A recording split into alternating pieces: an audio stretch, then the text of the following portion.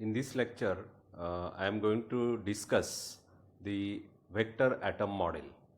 So far we have studied different atomic models. The two major atomic models which we have studied are Bohr's atomic model, and after that we have studied the Sommerfeld model. We have already discussed the limitations of Bohr's model. So, as we have seen from the postulates of Bohr's model, that it is basically a mixture of classical physics and quantum theory. Some of the postulates, they are based on the laws of classical physics, whereas the others, they are defined on the basis of quantum theory. So we have seen that it could explain, Bohr's atomic model could explain the spectra of hydrogen atom successfully, but it could not explain about the fine structure of the lines observed in hydrogen spectra. Again, the fine structure, the distribution of the electrons in an atom could not be explained by the Bohr's atomic model.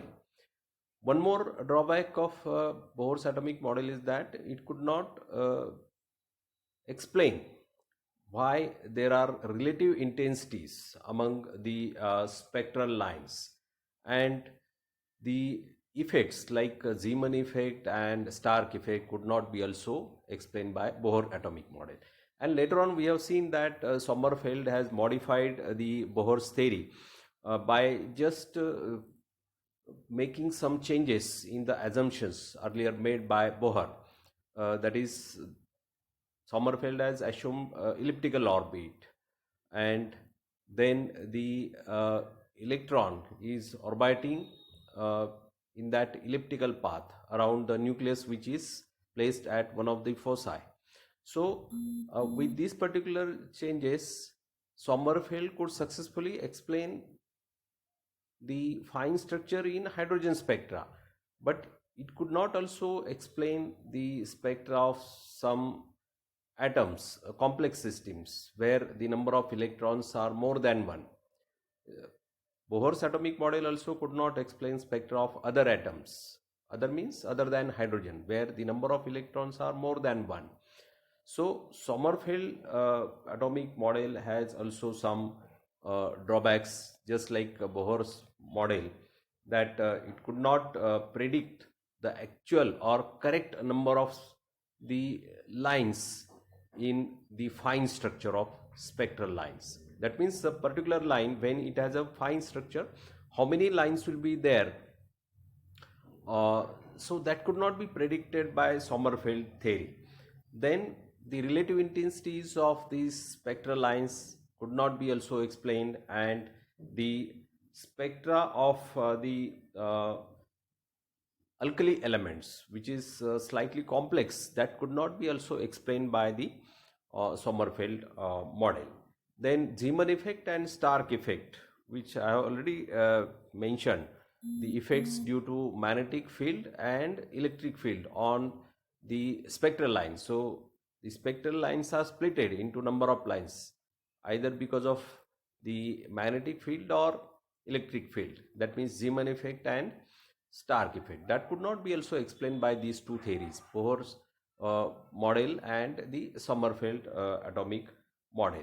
Therefore, there was a need for some other theories which later on come uh, to explain the actual spectra of the different element. So the actual beginning is because of the invention of matter waves by de Broglie in 1923. So de Broglie in his hypothesis stated that when the particle is in motion, some waves are associated with it, and these waves are named as matter waves. So in quantum mechanics, this is well explained as de Broglie hypothesis, and the wavelength associated with this particle is in motion lambda, that is equal to h upon p, where h is Planck's constant and p is the momentum of that particular particle. So with this new concept of matter wave, a new branch, that is wave mechanics, or later on it was called as a quantum mechanics, has started. And later in 1923, Schrodinger has developed further this wave mechanics. He has proposed some equations, and by using this equation, Schrodinger has applied it to hydrogen atom, and he was successful to explain the spectra of hydrogen atom. And the main feature of Schrodinger's efforts are that the appearance of the quantum number is very natural as a part of solution of these equations, whereas in Bohr model or in Sommerfeld model, they appear to be simply put very artificially, whereas the in Schrodinger's solution, these quantum numbers, they appear very naturally, in a very natural manner. So this was a further development, and the new model further it was proposed, that is known as a vector atom model. So this vector atom model, it is actually a result of efforts taken by many scientists. So earlier the efforts were taken by Bohr, Sommerfeld, then another scientists like Wilhelm Beck, Schrodinger, Gaudsmit, Pauli, Stern, and Gerlach. Because of the continuous efforts taken by these scientists, a new model was proposed, and this particular model is known as a vector model of an atom. So it is a model in terms of angular momentum. So in this particular lecture, we shall discuss more about this vector model of an atom. So the two main features of vector atom model. So basically, Wilhelm Beck and Gaudsmit, they have proposed these two new concepts. That is the concept of space quantization, and another concept, that is electron spin. So mostly the vector atom model is based on these two concepts. So we shall first of all discuss these two concepts of space quantization and electron spin. So first of all, the concept of space quantization. Okay, so earlier you know that maybe Bohr atomic model or Sommerfeld atomic model, they have assumed the atom as a two-dimensional, the electron motion in an atom as a two-dimensional motion. So therefore they have used the 2 degree of freedom. They have used a 2 degree of freedom. But if you consider the fact that the motion of electron when you are defining in an atom, so is a three-dimensional entity. So it should have a 3 degree of freedom. It should have a 3 degree of freedom. Therefore, there is a need of defining another quantum number or one more quantum number, and therefore this particular concept of space quantization, it was proposed by Wilhelm Beck and Gaudsmit.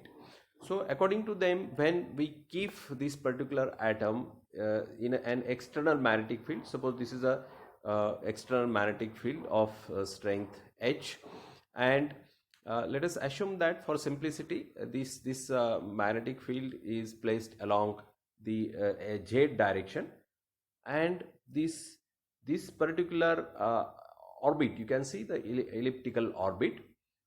So in presence of the magnetic field, this orbit is actually a precessing orbit. It precesses about the direction of this magnetic field. It precesses, you can see the precision. Okay, so you can change the direction about this particular magnetic field. So why this? You can just understand this from the analogy of a top in motion. Okay, so you know that a top you might have played in your childhood. So when you just put this top on the ground, initially it may appear straight, but later on it precesses. Okay, it precesses because of the gravitational force, So in the same manner here, this particular elliptical orbit, that means the path of the electron about an external magnetic field, since electron is a charged particle and it is orbiting about this particular nucleus having charge Ze, okay, the positive charge which is residing inside the nucleus, and you can see the position of electron, okay.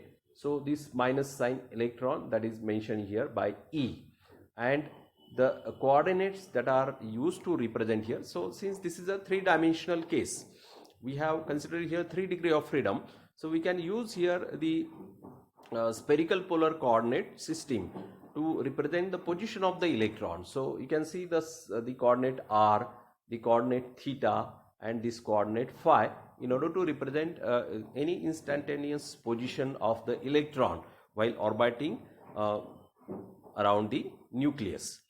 Okay, so this precession of the orbit, elliptical orbit about the magnetic field, so this has a simple importance here. So at any particular time instant, suppose this is the direction of the elliptical orbit.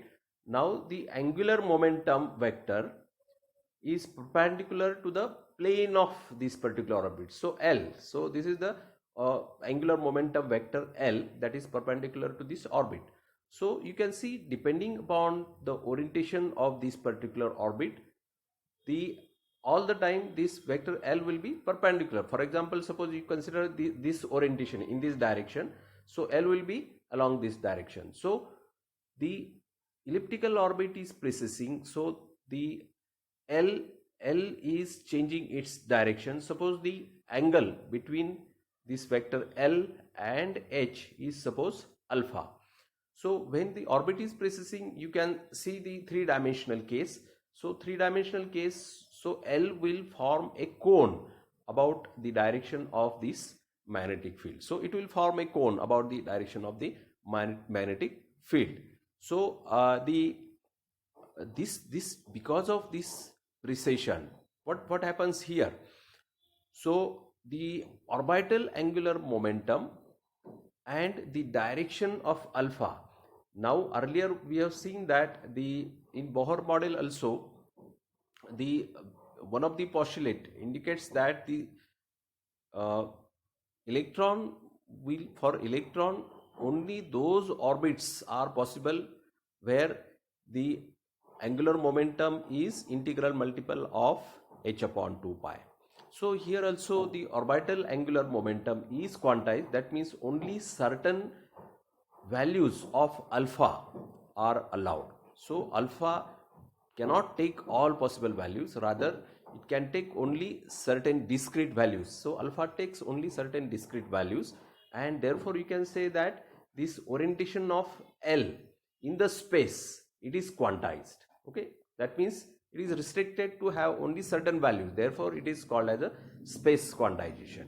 So the orbital angular momentum vector in the space, so it is represented by the angle alpha. So alpha is quantized, that means the orbital angular momentum vector can take only certain direction in the space, so therefore it is known as a space quantization. So I shall not talk more about this particular diagram here. So the magnetic moment, because of this motion of orbital motion of the electron, so later on we are going to discuss more while studying the quantum numbers. At that time I will discuss that particular diagram. Okay, so because of the magnetic field here, the orbit is precessing and the orbital angular momentum vector can take only certain orientation in the space, and that is called as a space quantization. So according to Uhlenbeck and Gaudsmit, this vector L is actually takes only certain direction in the space, therefore this is called as a space quantization. Okay, now because of this, what happened now, we have one more additional quantum number. Okay, so earlier we have seen in Sommerfeld model or in Bohr model, we have only principal quantum number. In Sommerfeld model we have defined two quantum numbers, that is the radial quantum number and azimuthal quantum number. Now one more quantum number is required, that is third quantum number, in order to represent the space quantization. So let us see what is that. So first of all, principal quantum number, as we have defined, n, that is equal to 1 2 3 up to infinity. So that represent the particular shell or the orbit. Okay, so the orbital quantum number L, you know that it is 0, having value 0 1 2 3 up to n minus 1.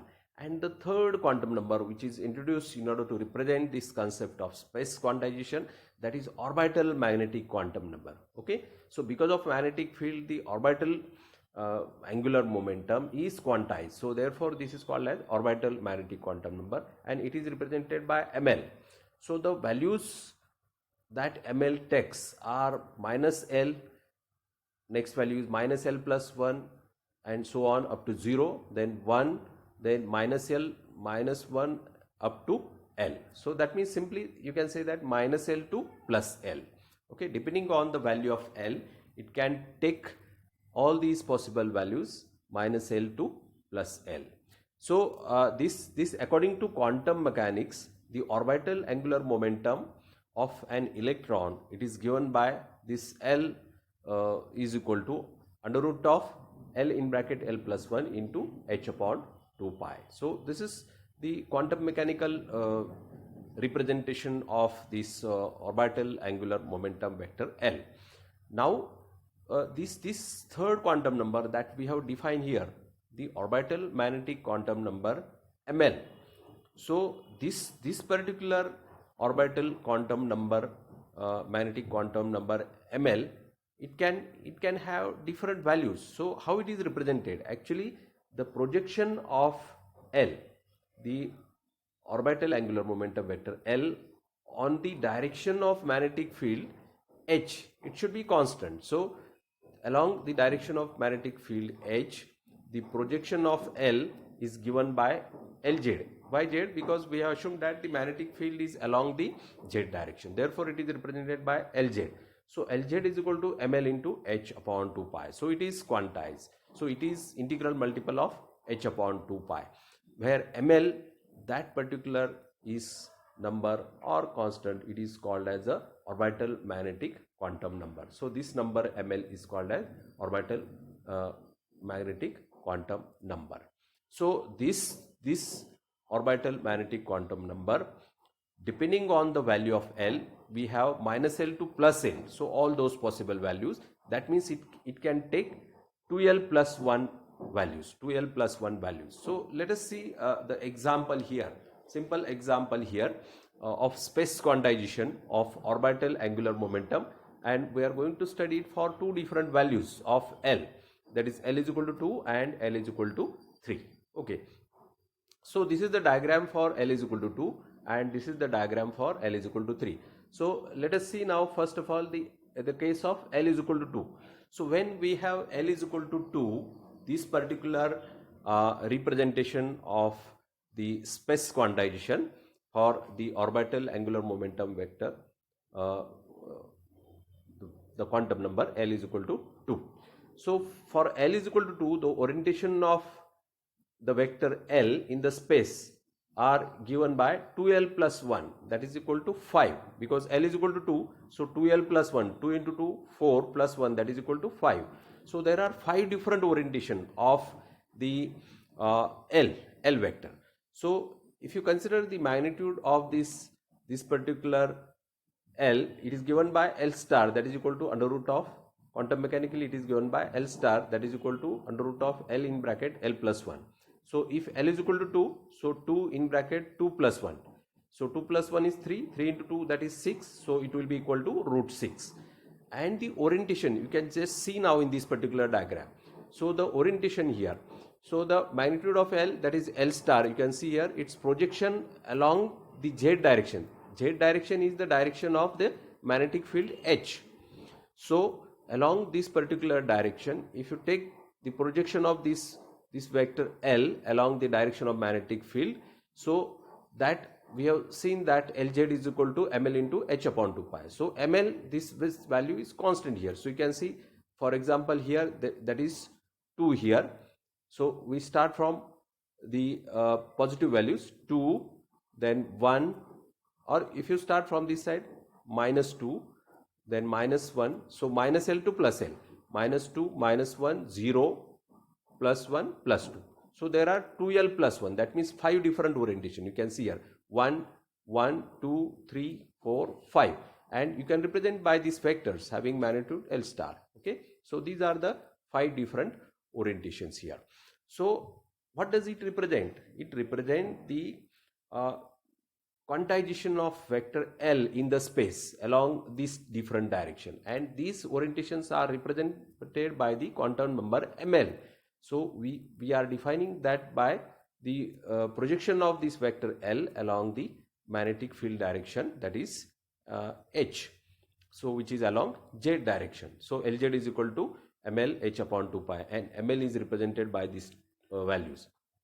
So as you can see here, the positive and negative values. So the negative value of ml, you can see here. So they are due to the fact that the component of angular momentum may point to the opposite direction of the magnetic field. So this is the magnetic field direction. So the component of the orbital angular momentum is in the opposite direction. Therefore, the negative sign has that particular meaning here. Okay. So this is for L is equal to 2, these orientations. Similarly, L is equal to 3, they are represented in this diagram. Okay. So L is equal to 3, therefore the number of orientation of L in the space are 2L plus 1. So L is equal to 3, so 3 into 2, 6 plus 1, that is 7. So the magnitude of L is given by L star is equal to under root of L in bracket L plus 1, that will be equal to root 12. So L star, its magnitude is root 12, and if you see here now the number of orientations are 7. So you can see this 1, 2, 3, 4, 5, 6, 7, having the values of ml plus 3, 2, 1, 0, minus 1, minus 2, and minus 3. So in all we have these 7 orientations in the space. So this is a representation, space quantization of orbital angular momentum. So we have seen it for the two values, L is equal to 2 and L is equal to 3 here. Okay, so this is the first point that we have discussed in vector atom model. Now one more concept that was proposed by Uhlenbeck and Goudsmit, that is of electron spin. So this particular concept, electron spin, which was proposed by these two scientists, the reason is that even after the third quantum number, that is magnetic orbital quantum number ml, there was a difficulty that the spectra of some particular elements like sodium vapor or sodium doublet, which was observed in the spectra of sodium vapor, that could not be explained with the help of 3 quantum numbers. So these scientists found that there must be one more additional quantum number which need to be defined in order to understand this particular spectra of such elements, or the concept of sodium doublet, which is observed in the spectra of sodium vapor. So therefore a new concept, that is electron spin, was proposed here. Okay, so in order to solve this difficulty, S. Goudsmit and G. Uhlenbeck proposed new concept of electron spin, and according to them, electron has spinning motion. So this is very simple, and if you see the analogy between our solar system or our planetary system, where you know that for example our earth, it is revolving about a sun, and at the same time it is revolving about its own axis. Okay, that is the spin. Similarly here, according to these two scientists, they have assumed that electron must have a spin. So when it is orbiting about the nucleus, simultaneously it is also spinning about its own axis, that means along the direction of the magnetic field. So in order to consider this electron spin or the spinning motion, according to quantum theory, the spin of electron also must be quantized. So what happens here, the electron has a spin motion, and because of spin, electron is a charged particle. Okay, so when it has a spin motion, so there is again momentum, and we call it as a spin angular momentum. So because of orbital motion, electron has orbital angular momentum, and this new motion, that is the spin motion of an electron, therefore there must be another angular momentum, that is spin angular momentum, and this spin angular momentum must also be quantized according to quantum mechanical concepts. So therefore, in order to consider this quantization, one more quantum number that is introduced, and this quantum number, it is called as a spin quantum number, and it is represented by small s. So the spin quantum number is introduced here. So the orbital angular momentum and spin angular momentum both are quantized. Okay, so this particular vector atom model, actually it is based on certain vectors. Which vectors? The spin angular momentum vector or the orbital angular momentum vector, they are quantized.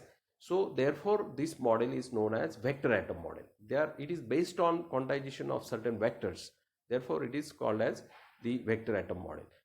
Now, since the electron has spin angular momentum, it is given by quantum mechanical, the spin angular momentum vector s, it is defined by under root of s in bracket s plus 1 into h upon 2 pi. So it is also quantized, and the small s is a spin quantum number, and its value is 1/2. Its value is 1/2. So just like the earlier we have considered the space quantization. So orbital angular momentum vector just takes orientation in the space, only certain direction. So that is space quantization. So the spin also have, the electron spin also have definite values, or it is also quantized. So in presence of magnetic field H, the energy of the electron is slightly different for the two spin direction. That means here the electron has only two spin direction. You can say spin up or spin down. In some cases people refer it as clockwise or anti-clockwise. Anyway, the electron spin is an explicit term, and it can be having only two values. So this energy difference, because of these two different spin of the electron in the spectra of any element, the energy difference accounts for existence of the doublet. So for example, the sodium doublet is observed because of the two different spin that electron possesses. So the quantum number which corresponds to the spin of electron, they are referred as ms, the spin magnetic quantum number, and it has two values, plus half and minus half. So it has two values, that is plus half and minus half. So this is what the